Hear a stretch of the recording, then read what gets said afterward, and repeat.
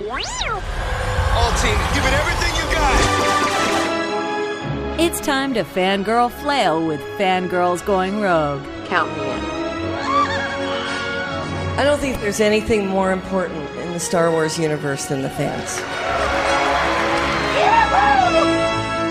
News, discussion, and commentary from the female point of view. You call this a diplomatic solution? No, I call it aggressive negotiations. With your hosts, Teresa Delgado, Tricia Barr, and Sarah Woloski. Boy, am I glad to hear your voice. Strap in, because this is where the fun begins. I like the sound of that. Hello, Yeb Covers. This is Tricia Barr from Fangirls Going Rogue.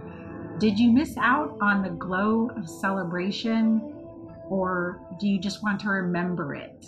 Well, while we were there, Sandra, Choute, and I recorded a little bit of our reactions to the Star Wars Resistance panel, and also her first taste at Vader Immortal, the VR experience coming soon. So if you just want to have some fun, check out our discussion, short, fun bonus episode for people who are interested in these topics. Thanks for listening. And if you want to check out more from Fangirls Going Rogue, check our Twitter feed at FG Going Rogue, or for me, Tricia, at Fangirl Cantina, and Sandra at Geek Chic 9. Give us a shout out. Tell us if you enjoyed the episode.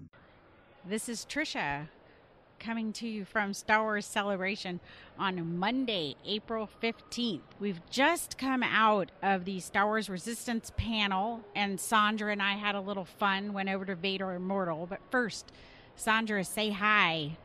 Hi, everybody. So we went to Star Wars Resistance panel, and they showed us the first episode of Season 2. How amazing was that?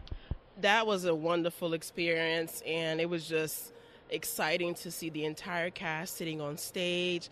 The reaction from the crowd just tell you how much we love Star Wars animation, how much we love Star Wars Resistance. It was, the vibe in the room, it was just full of energy. Like, you couldn't help but stand up and cheer every time one of the voice actors said something powerful that everyone could relate to. Yeah, and they started out with so much energy. The cast did.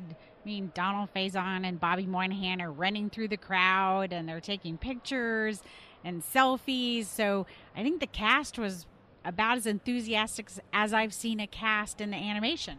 They were pretty funny. Everyone just enjoyed just watching them, the way they connected with the crowd.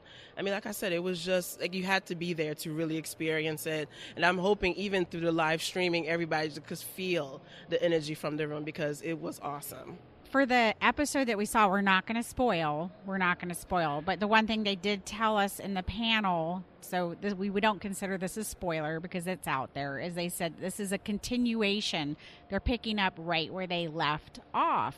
So when they left off at the end of Season 1, they were jumping into hyperspace with the Colossus, going we're not sure where. And we're not going to tell you where they went. But let's just talk a little bit about the impressions of the episode, and did anything strike you from the characters or how it felt to you?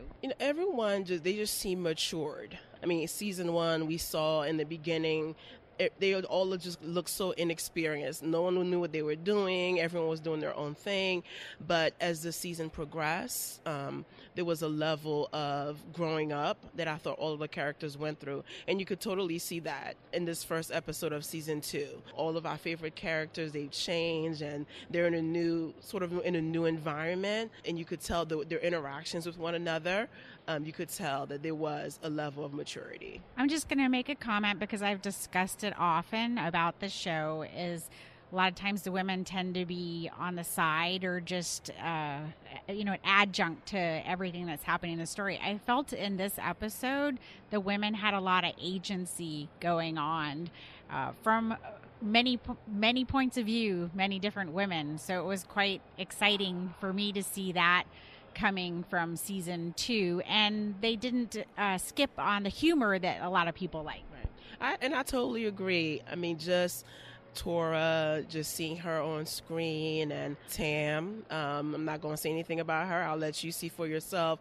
But it was just, the impression that you get from them is that like they know what they're doing. There's no like, okay, when there's something to be fixed, you know, the women take the back burner, they kind of sit off on the side, but the women, female characters are right in there, like they're engineers, they can fix and they can make things happen. And for me as a woman, just seeing that, it's just an amazing to see, because in real life, a lot of us, that's what we do. We fix things, we create things, and just to see that portrayed on screen, I think it's a wonderful thing for the younger audience or younger females to see, like, you know what, you could be a pilot, you can be an engineer, you could be whatever you want to be, and we totally see that in Star Wars Resistance. Yeah, so a fun first episode. They didn't say a day that we were going to see it or anything like that, so we might have to be on down on not spoiling people for a while, but you guys should look forward to it.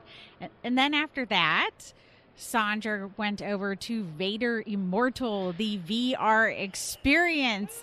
So this was her first time getting to enjoy meeting her bad guy. And I wore the perfect shirt for it. I wore my Vader shirt. I will say this. If you've never tried virtual reality, I would say get some practice in first before you walk in there. When you purchase this, when you purchase it, just make sure you get some practice in. Make sure if you wear glasses, wear your glasses.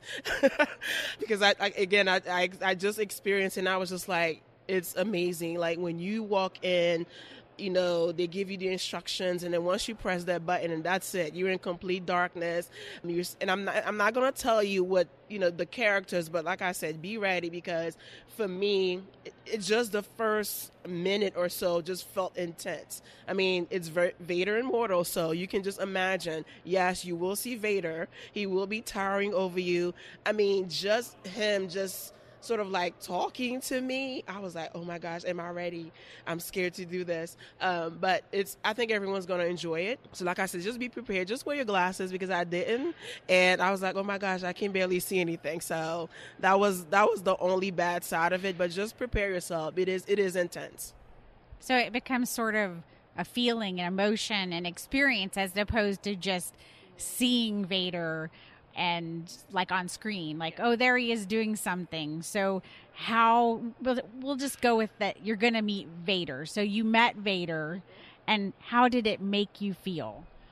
I was scared. I was generally scared. I mean, when I first came in, you know, the Imperial officer, you know, gives you instructions. There's a droid there, kind of like looking over you. But as soon as he kind of like steps out and the door opens and you see Vader walks in, at first he looks really small, like, oh, okay, he's about my height. But he gets closer and closer to you. Vader is towering over you. And I just felt it, like, I was like, oh my gosh, like this is really, it's about to be on. And then he scares you. He scares the living daylights out of you, from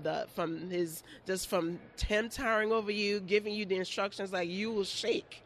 And I love Vader. I was like, oh my God, my favorite character. But it was still intense.